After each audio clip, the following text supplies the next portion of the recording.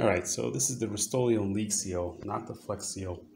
Um, I actually did do quite a bit of research, a couple hours at least, looking at both websites from the FlexSeal, from Rust-Oleum's website on the LeakSeal, compared tons of reviews from multiple websites, and then looked at some of these DIY blogs, and in the end, it was actually LeakSeal that got the best reviews and most success rates, and in particular for what I was using for, which was plumbing and pipes.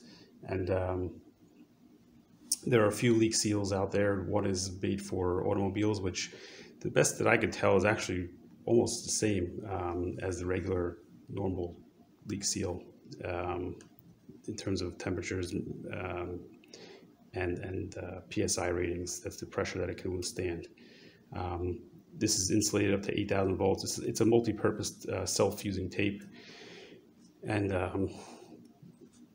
these standards will meet most of your needs. And so I've had success with it before. I had a mini project. These are good for either short-term, emergency kind of use, or long-term. This can go years and years, patching up holes and cracks. And so I just wanted to give you a couple of tips on using it, and then I'll show you in practice. This is the tape itself. I've already opened it and I've used of it, but it's self-fusing, meaning there's no adhesive side to it, although you'll see this plastic part and this little bit. And that's just so that when you wrap it up, or when it comes wrapped, it doesn't fuse to itself. That's literally to protect it, so that layer on layer is not going to start fusing. But like I said, even if when you peel this back, it's not adhesive. There's no stickiness. So the best way to use it, and the ideal way, is to basically make wraps over itself and allowing it to self-fuse. The trick is really, the biggest trick, or the most useful thing, is to pull it really, really tight when you're making your wraps. So in other words, you'll start off, and I'm not going to take off the plastic just yet, but I'll do it through here. You start off, I'm using a chair to instead of a pipe, just so for demonstration purposes. But you're going to make concentric overlapping turns, and you want to make those turns overlap by about 3/4. So, and you want to pull it really tight, like really stretch it.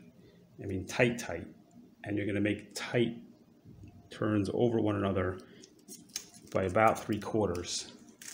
And again, you're just pulling really, really tight, like as tight as you can get it, almost without ripping it, and layer it over each other. Now, the other key is not to just go over once or twice. Let's say this is your crack.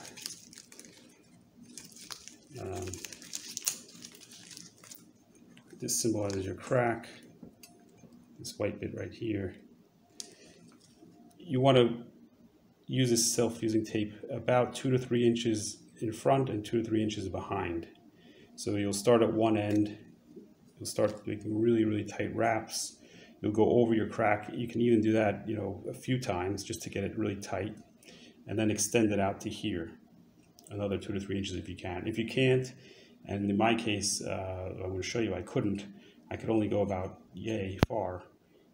Just make sure that those wraps are really tight, and you may want to do 2 or 3, either 3/4 or even more than 3/4 over. But yeah, it's actually simple to use. You want to clean the area as well as you can. I use either some sandpaper or a wire brush in case of using metal. Clean it up as best you can, then a little bit of rubbing alcohol, and finally, you can use it almost instantly. I allow it to dry for about, when I say dry, I allow it to sit for about 3 or 4 minutes, and because I was using plumbing water, I was able to, I'll show you all this, but I ran hot water through it. It doesn't say to do that, that's just my own experience, my thoughts. I think it helps by heating it up. It then allows it to fuse a little bit better together, and then by allowing it to cool right after. So I run the water for like a minute or two, get the pipes really hot. It seems to fuse a little bit better. Then I let it cool for another hour or two, and you're good to go. So in short, we have water slowly dripping down from here. You can actually see a little bit of water here. First thing I got to do is dry that out.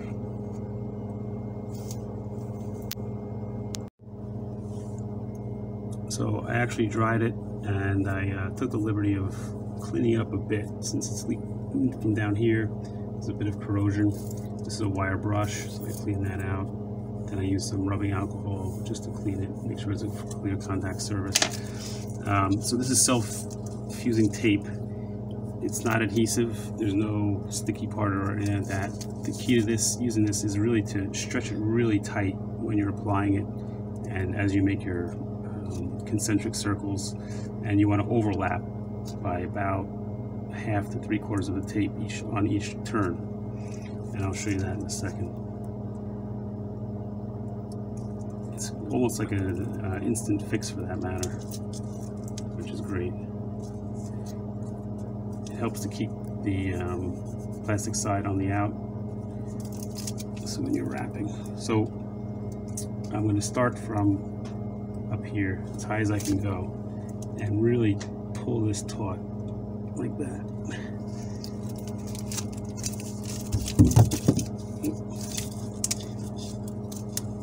Again, make sure it's really tight. Oh, lost my tape already. Might be easier to cut some off, but if you don't know how much you're going to need, you can't really do that. So I'm pulling it through, but this next one is still overlapping.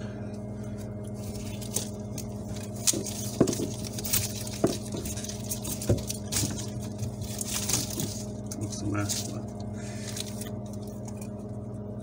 And go over again. I'm going about 3/4 of the way up. Okay, so this was our original the pipe nut. This is where it was leaking, and as you know, I wasn't able to start 3 or 4 inches above the way I would like to, but I got it up as far as I could. I made some really tight wraps, and you can actually see the overlapping, and most of them are about 3/4, if not more, overlapping. Got it on super tight, super stretched. A couple of extra wraps around here. You can see that. There we go. And yep, just continue to make those tight wraps, and sure enough, it does fuse to itself. It's almost a bit like magic. That last wrap, to make it, the end wrap right here fused to the thing, we just pull it real tight, and it'll do its magic by itself. And yeah, this is holding solid, no issues. This is that nut, no drips. It's really tight underneath there, that's why it's holding in. And yeah, you just do that little trick with the heat. I think that helps. I can't prove it scientifically, but it seems to work for me. So yeah, run the water a couple minutes in the hot, because you're testing it anyway right after you've done it, and then let it cool, and then you're good to go.